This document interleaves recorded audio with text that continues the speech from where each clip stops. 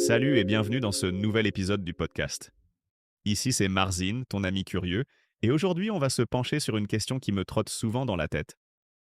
Je me demande, et peut-être toi aussi, que va-t-il se passer pour notre cerveau dans 20 ans si on laisse trop l'intelligence artificielle penser et faire les choses à notre place? Est-ce qu'on prend un risque en ne sollicitant plus notre esprit comme avant? J'ai cherché, lu, réfléchi, et voilà ce que j'ai envie de partager avec toi. Pour commencer, imagine notre quotidien il y a 20 ou 30 ans. On mémorisait plusieurs numéros de téléphone, on demandait à notre mémoire l'itinéraire chez un ami, on écrivait des listes de courses sur un bout de papier, parfois même dans notre tête. La moindre recherche d'information, c'était un vrai exercice. Feuilleter un dictionnaire, demander à quelqu'un ou même parcourir la bibliothèque du quartier. Aujourd'hui, avec l'intelligence artificielle et les smartphones, pratiquement toutes ces petites tâches sont automatisées. Tu demandes à ton téléphone qui a gagné le match d'hier, il te le dit. Tu veux écrire un poème, tu demandes à une IA et elle te le rédige direct. Ça paraît pratique, voire magique. Mais ce qui m'inquiète, c'est que notre cerveau fonctionne un peu comme un muscle.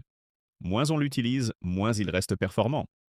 On a plein d'études qui montrent que la stimulation intellectuelle, les petits défis du quotidien, ça protège notre mémoire, notre créativité, notre capacité d'analyse. Attends, réfléchis une seconde. Si demain tout, et vraiment tout, devient automatique, comment notre cerveau va-t-il réagir? Est-ce qu'il va s'adapter ou au contraire s'affaiblir? On commence déjà à voir certains indices. Par exemple, des chercheurs ont remarqué que la dépendance au GPS pour les trajets modifie carrément la façon dont notre cerveau stocke les cartes mentales. Si tu arrêtes d'explorer, d'apprendre de nouveaux chemins, ton hippocampe, la zone qui gère la mémoire spatiale, devient moins actif. À long terme, on pourrait avoir du mal à s'orienter sans aide. Ça paraît anodin aujourd'hui, mais sur 20 ans, ça peut avoir un vrai impact. Ce n'est pas tout. Plus on laisse des applications automatiques répondre à nos questions, organiser nos rendez-vous, corriger nos fautes, moins on fait travailler notre mémoire et notre attention. Et je t'assure, ce n'est pas juste une théorie de vieux grincheux. Il y a des études sur la dévitalisation cognitive.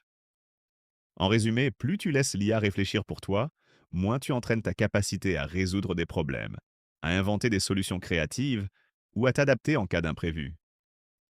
Je trouve ça frappant parce que, tu sais, notre cerveau adore la nouveauté, la difficulté douce.